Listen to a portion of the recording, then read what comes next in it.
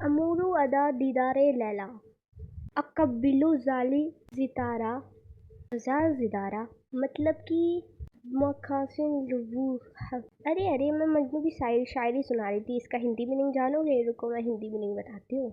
मैं लैला की गलियों से गुजरता हूँ और उन दीवारों को चूमता हूँ। मुझे उन दीवारों से प्यार नहीं है, मुझे तो लैला से प्यार है जो इस दीवार के पीछे रहती है। हेलो दोस्तों, रोमियो और जूलियट को तो आपने 150 बार देख के अमर कर दिया, लेकिन आज हम बात करने वाले हैं उस आशिक की जिसने प्यार में पागलपन की सारी हदें पार कर दी। इतनी हदें पार की कि दुनिया ने उसका नाम ही मजनू यानी कि पागल रख दिया। जी हाँ, आज हम आपको सुनाने वाले हैं लैला मजनू की सच्ची घटना, मतलब सच्ची स्टोरी। इसमें प्यार है, जंगल के जानवर हैं, कुछ दुख है और कुछ ऐसे फैक्ट्स हैं जो आपको किसी ने नहीं बताए होंगे, पर मैं बताऊंगी ना। स्कूल वाला बचपन का प्यार से शुरू करते हैं। बात है 7वीं सरब के अरेबिया शहर की। 7वीं सदी के अरेबिया शहर की। एक लड़का था, कैस अल्बिया मुराबा। हाँ, मजनू का असली नाम यही था। वो एक अमीर और एक शरीफ कबीले का लड़का था और एक लड़की थी, लैला अलामेरिया। दोनों एक ही मदरसे, मतलब कि एक स्कूल में पढ़ते थे। अब स्कूल में बच्चे पढ़ाई लिखाई करते हैं, ABCD सीखते हैं, लेकिन हमारे कैस भाई सिर्फ लैला पे था। मतलब कि सोचो कि मैम बोर्ड पर पढ़ा रही हैं और पीछे कैस भाई शायरियाँ लिखते फिर रहे हैं लैला के लिए। लेकिन देखते ही देखते दोनों बचपन में ही एक दूसरे को दिल दे बैठे। तो चैप्टर 2, मजनू बनने की कहानी, मतलब वो मजनू कैसे बने। जैसे जैसे दोनों बड़े हुए, कैस का प्यार नहीं रहा, वो फुल टाइम ड्रामा बन गया। कैस रास्तों पर, बाजारों में, गलियों में सिर्फ लैला लैला चिल्लाता फिरता था, शायरी गाता था। कपड़े फटे हुए और बाल बिखरे हुए, लोग देखने आए कि ये कौन सा नया नमूना है, और लोगों ने उसका नाम रख दिया मजनू। तो फैक्ट नंबर 1, मतलब कि जो अरबी भाषा है ना, उसमें मजनू का मतलब जिस पर जिन्न सवार हो या जो पूरी तरह से पागल हो चुका हो। यानी मजनू कोई नाम नहीं है, बल्कि लोगों द्वारा दिया गया एक टैग था। और चैप्टर 3, लैला के पापा का रिजेक्शन, मतलब कि लैला के पापा ने रिजेक्ट किया था मजनू को। अब आया कहानी में सबसे बड़ा ट्विस्ट। मजनू पूरा ढोल लगाड़ा के और बारात के साथ मजनू के, मतलब लैला के पिता के पास गया और बोला कि मुझे लैला से शादी करनी है।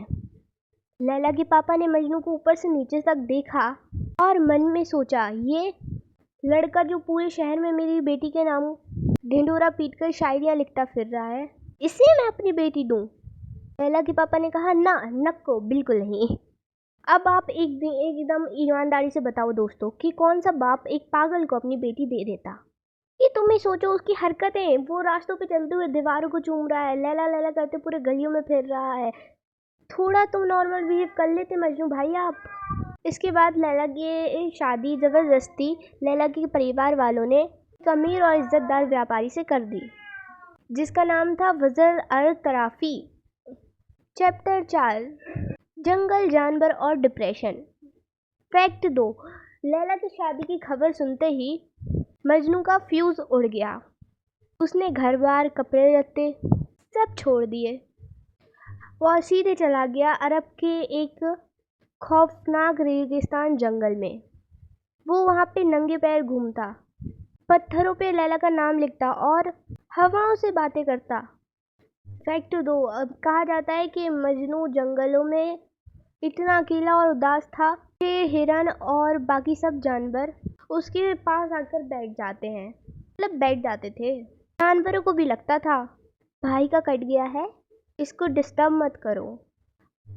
और चैप्टर 5, रंग का विवाद और बादशाह का रिएक्शन। फैक्ट 3, इसी बीच ये खबर उस इलाके के बादशाह तक पहुंची। एक लड़का लड़की के चक्कर में जंगल में जानवरों के साथ रह रहा है। बादशाह ने कहा, मतलब भाई ऐसी कौन सी अप्सरा है, अब लैला, उसे मेरे सामने पेश करो। जब लैला को दरबार में लाया गया, बादशाह ने उसे देखा और हैरान होकर बोला, ये तो बेहद साधारण सावली सी लड़की है, इसके लिए मजनू जंगल में सड़ रहा है। जब ये बात मजनू तक पहुंची तो इतिहास का सबसे बड़ा फेमस डायलॉग मारा, लैला को देखने के लिए तो मजनू की आंखें चाहिए। फैक्ट 3, मतलब कि मजनू का कहना था कि प्यार चेहरे, रंग, रूप देखने वाले की नज़र से होता है। आज के ज़माने में कहें तो नो फिल्टर, सिर्फ प्योर लव।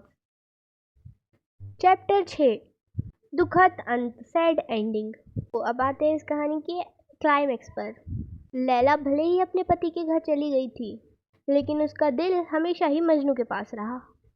वो मजनू के वियोग मतलब कि सेपरेशन में तड़प तड़प कर इतनी बीमार पड़ गई कि एक दिन उसकी मौत हो गई। जब मजनू को ये खबर मिली तो वो भागता हुआ लैला की कब्र पे पहुंचा। उसने लैला की कब्र को गले लगाया, रोया और वहीं चिल्लाते हुए उसने भी अपना दम तोड़ दिया। दोनों को एक दूसरे के बगल में ही दफनाया गया। तो फैक्ट नंबर 4, दोस्तों आपको जानकर हैरानी होगी, ये शेक्सपियर की रोमियो जूलियट कहानी से 800 साल पुरानी है। 12वीं सदी में फारसी कवि निज़ाम गंजावी ने इस कहानी को एक किताब में लिखा, जिसके बाद ये पूरी दुनिया में अमर हो गई। तो ये थी लैला और मजनू की पूरी सच्ची और दर्द भरी कहानी। अब आप बताओ कि मजनू सच्चा आशिक था या फिर आज के ज़माने के हिसाब से अल्टीमेट स्टॉकर? कमेंट में ज़रूर बताना। और आपका मन हो तो लाइक कर देना, शेयर कर देना और सब्सक्राइब करना हो तो कर देना। बाय बाय, मिलते हैं एक नई लव स्टोरी के साथ। Bye bye.